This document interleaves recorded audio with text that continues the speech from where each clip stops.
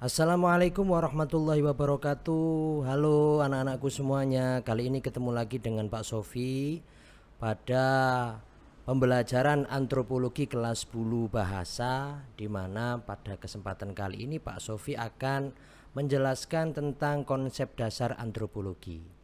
Bagi anak-anakku semuanya yang mungkin masih asing dengan mata pelajaran antropologi, tidak usah khawatir ya. Mari kita belajar bersama-sama. Insya Allah kita nanti akan memahami dan mengerti antropologi lebih jelas dengan materi-materi yang singkat, padat, efisien, serta dapat mencerahkan kita semua dengan belajar bersama Pak Sofi. Oke, langsung saja untuk anak-anakku, kali ini akan langsung saya sampaikan materi tentang konsep dasar antropologi.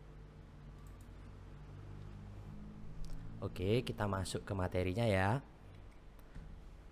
Jadi bagi anak-anakku yang memang posisinya masih belum memahami lebih mendalam apa sih antropologi itu, di sini Pak Sofi mencoba untuk memperkenalkan antropologi kepada kalian. Bahwasannya antropologi sendiri itu berasal dari bahasa Yunani yang memiliki dua kata. Yang pertama adalah anthropos dan yang kedua adalah logos. Anthropos memiliki arti manusia, sedangkan logos memiliki arti studi atau ilmu.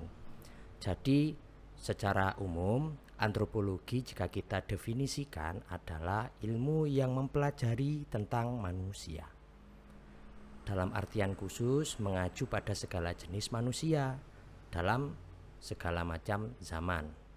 Dan yang akan kita pelajari adalah manusia beserta segala macam hasil-hasil kebudayaannya. Dalam ilmu antropologi yang akan kita pelajari, kita akan mencoba untuk menggunakan dua pendekatan. Yang pertama, kita akan menggunakan pendekatan secara holistik, dan yang kedua, kita akan menggunakan pendekatan secara atomistik.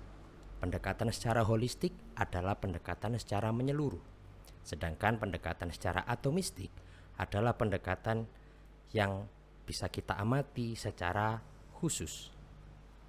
Oke, selanjutnya untuk lebih tepat kita mendefinisikan apa itu ilmu antropologi, kali ini Pak Sofi akan mengambil sebuah definisi dari seorang ahli ilmu antropologi, yaitu Kuncoro Ningrat, di mana ia mengemukakan bahwa antropologi merupakan ilmu yang mempelajari manusia secara universal, yang mana mempelajari segala macam warna, bentuk fisik, serta kebudayaan yang ada pada masyarakat itu sendiri. Dari definisi Kuncoro Ningrat ini dapat kita ambil kesimpulan bahwa antropologi ini mempelajari segala macam bentuk fisik manusia, baik itu berdasarkan warna kulit, bentuk tubuhnya, bagaimana kondisi secara fisiknya, beserta segala macam kebudayaan yang dihasilkan oleh manusia tersebut bersama dengan kelompok masyarakatnya. Jadi ilmu antropologi itu mempelajari tentang kebudayaan masyarakat. Selanjutnya, sebelum kita masuk lebih mendalam tentang apa itu antropologi, sedikit banyak Pak Sofi akan mengenalkan berbagai macam istilah-istilah dalam konsep-konsep antropologi. Yang pertama adalah kebudayaan. Jadi secara harfiah, kebudayaan ini berasal dari kata budaya, yang diambil dari bahasa Sanskerta budaya. Jadi budaya itu diambil dari bahasa Sanskerta, ya, yang artinya akal budi. Tapi secara umum kebudayaan ini berasal dari istilah bahasa Latin, yaitu culture, yang diambil dari dua kata bahasa, yaitu cultura dan colere. Ini asal kata dasarnya ya, yang artinya adalah tumbuh atau berkembang. Secara istilah, kebudayaan sendiri merupakan kumpulan pengetahuan yang diwariskan dari satu generasi ke generasi berikutnya, di mana Pengetahuan yang diwariskan itu baik dari ayah ke anak, keluarga satu ke keluarga yang lain, dari sekumpulan masyarakat ke masyarakat yang berbeda generasinya, itu adalah budaya. Ya. Jadi warisan yang saya maksud di sini itu berbagai macam bentuk dan jenisnya. Tidak hanya berkaitan dengan warisan berupa nilai-nilai sosial seperti sopan santun dan sebagainya. Namun budaya ini macamnya sangat banyak, yang nanti akan kita bahas di slide-slide selanjutnya. Jadi perlu digarisbawahi dan diambil kesimpulan bahwa kebudayaan itu adalah sebuah pengetahuan yang diwariskan dari satu generasi ke generasi berikutnya. Berasal dari kata kultur yang diambil dari kultura dan kolere kalau dari bahasa Latin, tapi kalau dari bahasa Sanskerta berasal dari budaya yang artinya adalah akal budi. Budaya sendiri kalau diartikan oleh Kuncoro Ningrat itu adalah hasil cipta karya karsa manusia, yang nanti apa saja bentuknya akan kita bahas di slide-slide selanjutnya. Oke, istilah konsep antropologi yang kedua adalah adat kelompok etnik.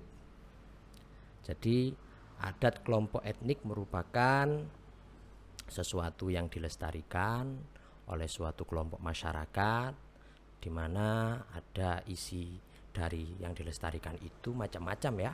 Ada hukum, ada peraturan, ada sesuatu hal yang dianjurkan atau dilarang, dan itu sifatnya berupa tradisi yang diwariskan.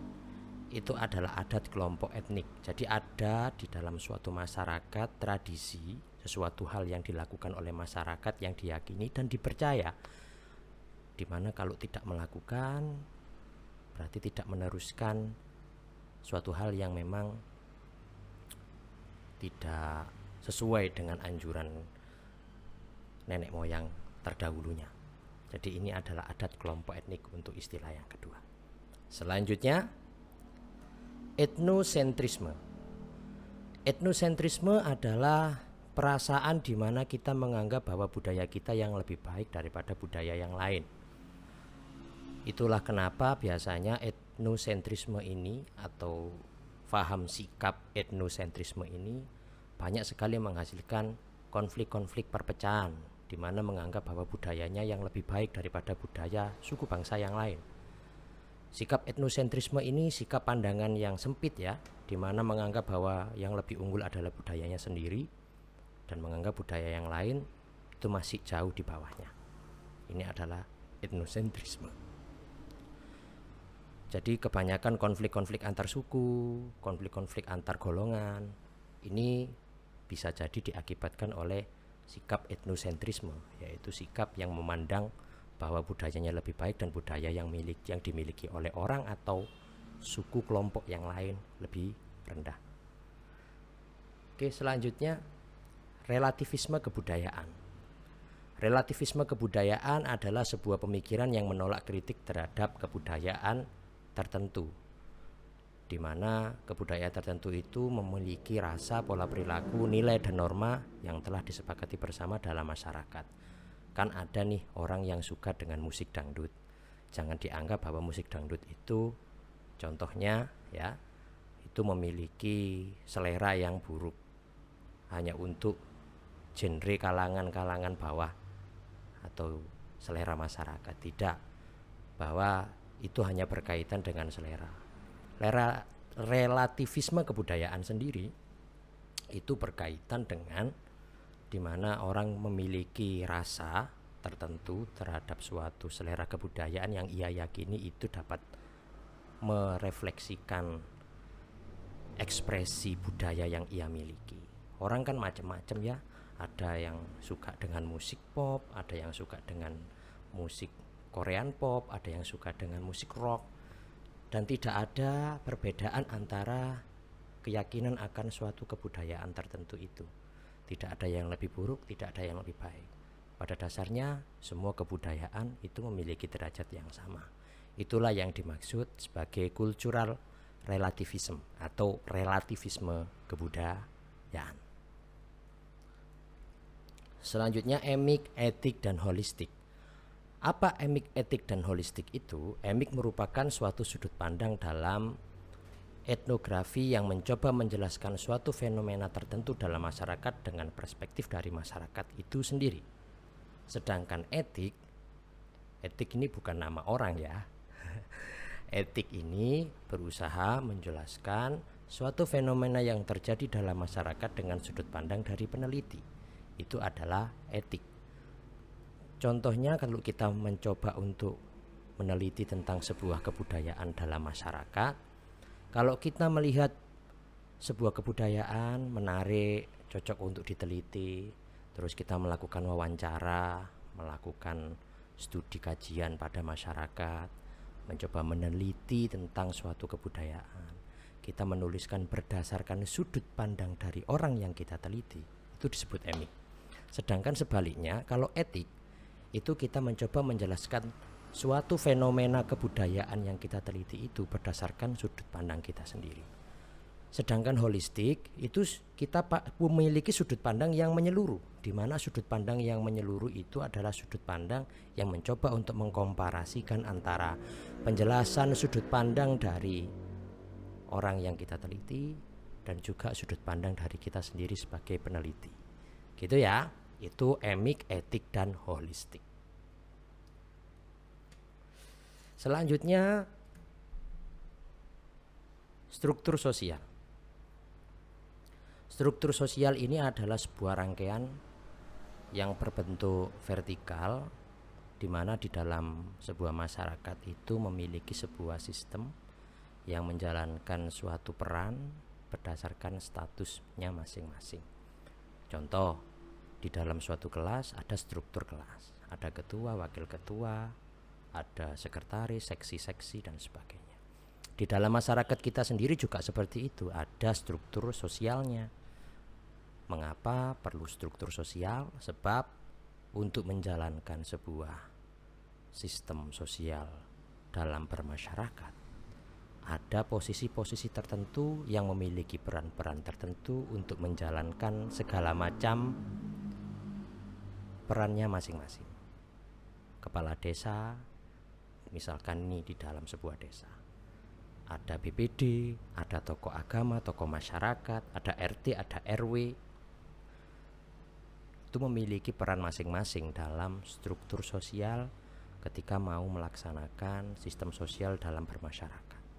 Semua memiliki struktur sosial, dan struktur sosial itu adalah bagian dari sebuah konsep sistem sosial dalam masyarakat.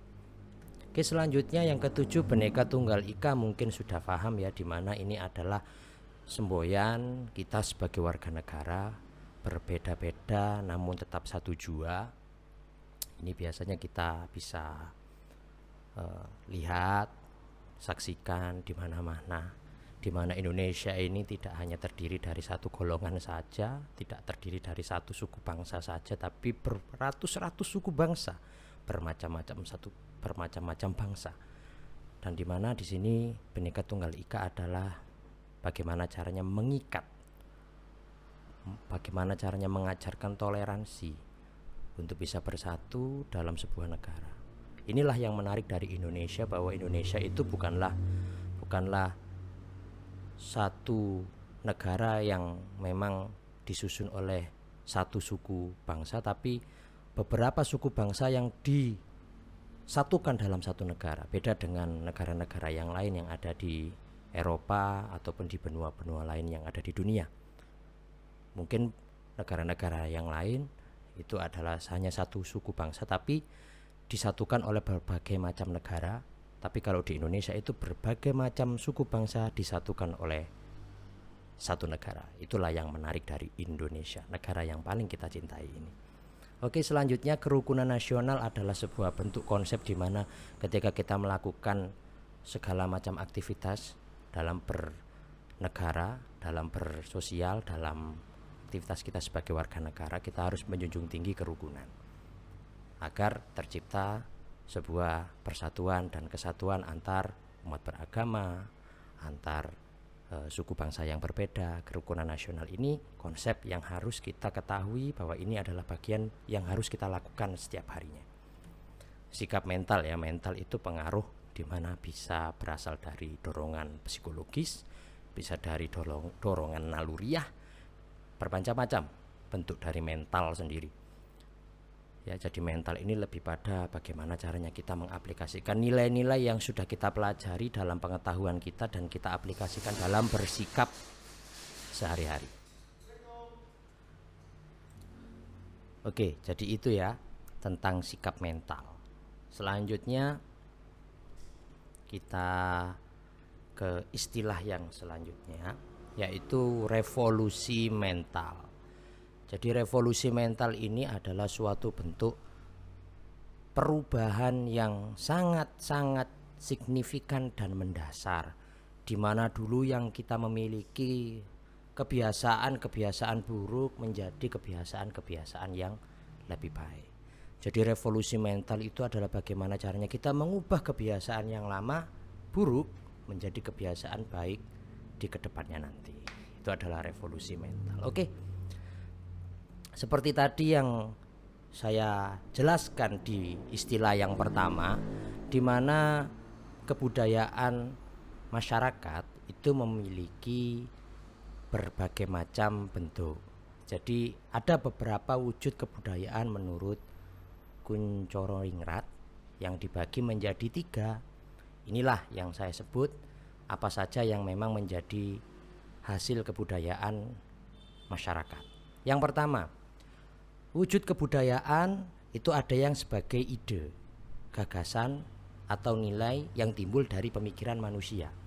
Jadi ada sebuah kebudayaan yang berupa ideologi, pemikiran, atau sebuah sistem cara berpikir dan pengetahuan. Ya. Yang kedua, wujud kebudayaan sebagai suatu kesatuan aktivitas pola perilaku manusia dalam masyarakat. Ini wujud yang kedua. Jadi ada kebudayaan di dalam masyarakat yang menghasilkan pola perilaku atau sebuah aktivitas manusia. Dan yang ketiga, ada wujud kebudayaan sebagai benda hasil cipta karya manusia. Contoh untuk yang pertama, misalkan Pancasila. Pancasila itu adalah wujud dari kebudayaan kita sebagai warga negara Indonesia, berupa falsafah hidup atau ideologi dalam berbangsa dan bernegara. Itu adalah Pancasila. Wujudnya berupa ide, gagasan, atau sebuah nilai yang timbul dari pemikiran manusia. Ya mungkin nanti bisa menanyakan itu kepada guru sejarah, bagaimana sejarah terbentuknya Pancasila. Nah, oke. Yang kedua, wujud kebudayaan sebagai suatu kesatuan aktivitas pola perilaku manusia dalam masyarakat. Contohnya adalah berbagai macam tradisi yang ada di dalam masyarakat kita. Contoh, kalau kita masyarakat yang berasal dari suku Jawa ya, ada tradisi neloni, mitoni, tradisi nduduk pedemi, tradisi 7 bulanan ya, macam-macam, tradisi pernikahan Jawa, ada tradisi 7 harian. Berbagai macam bentuk tradisi-tradisi itu adalah bentuk pola perilaku manusia yang ada di dalam masyarakat.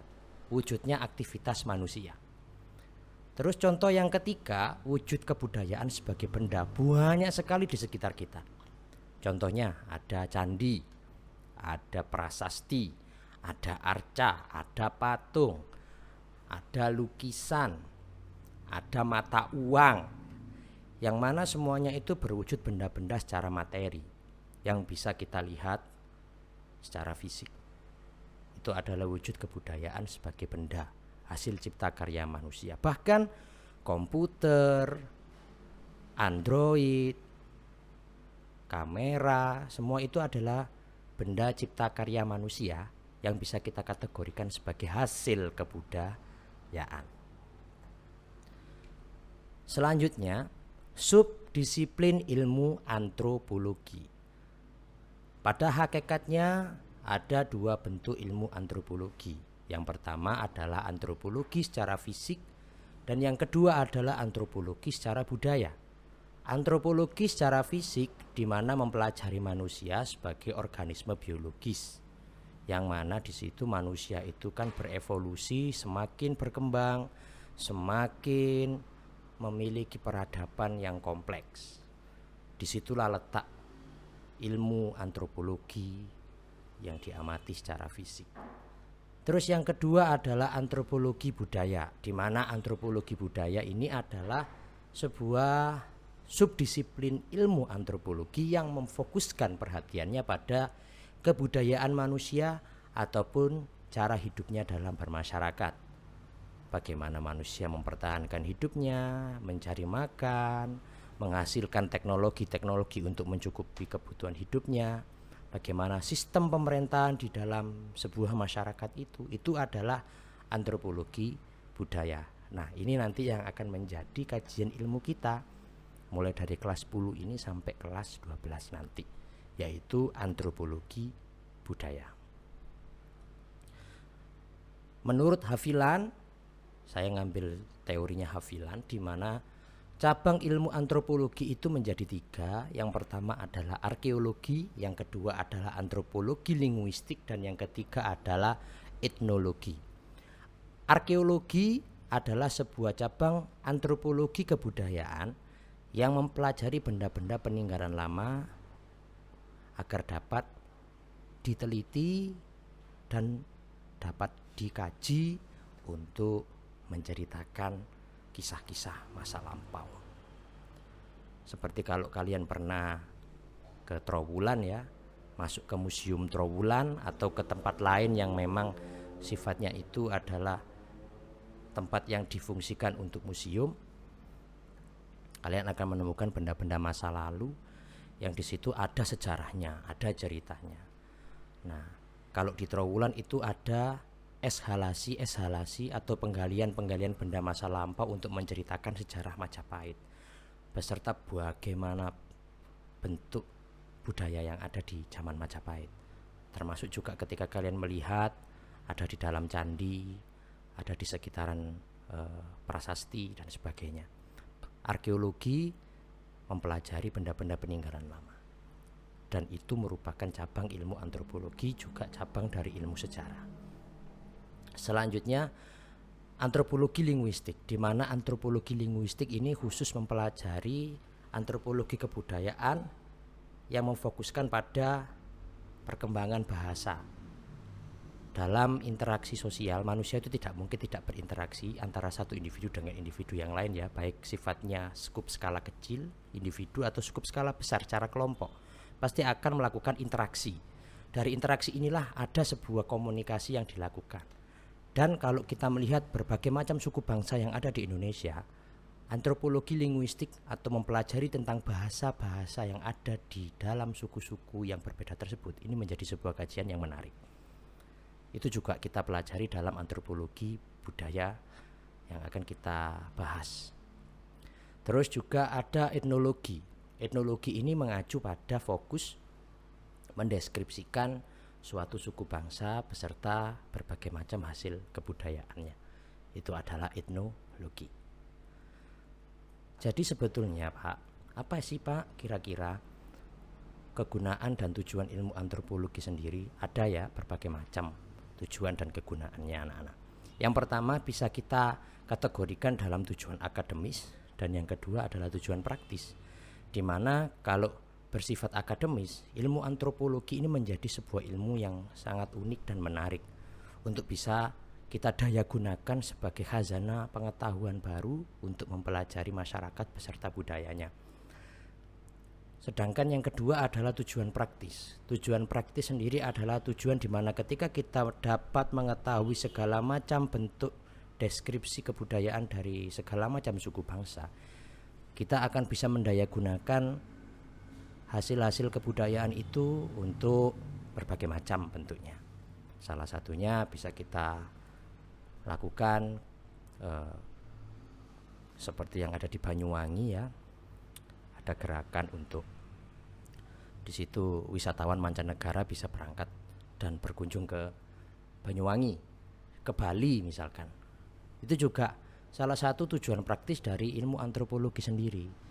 Ya, dimana ketika antropologi ini dapat didaya gunakan dengan baik, maka hasilnya sangat luar biasa. Adapun kegunaan antropologi bagi manusia dalam kehidupan bermasyarakat, ya banyak sekali macamnya ya. Di situ ada 5. Dapat melihat dengan jelas tentang manusia, terus mengkaji kedudukan manusia dalam masyarakat, memahami norma, tradisi, keyakinan. Kita bisa lebih tanggap kritis dan rasional, dan kita dapat mempelajari sebuah kajian deskripsi kebudayaan yang di situ kita masih belum tahu dan masih belum bisa mempelajari di dalamnya. Wow, kita akan menjadi seorang antropolog yang hebat ke depan nantinya kalau kita betul-betul serius mempelajari ilmu antropologi ini.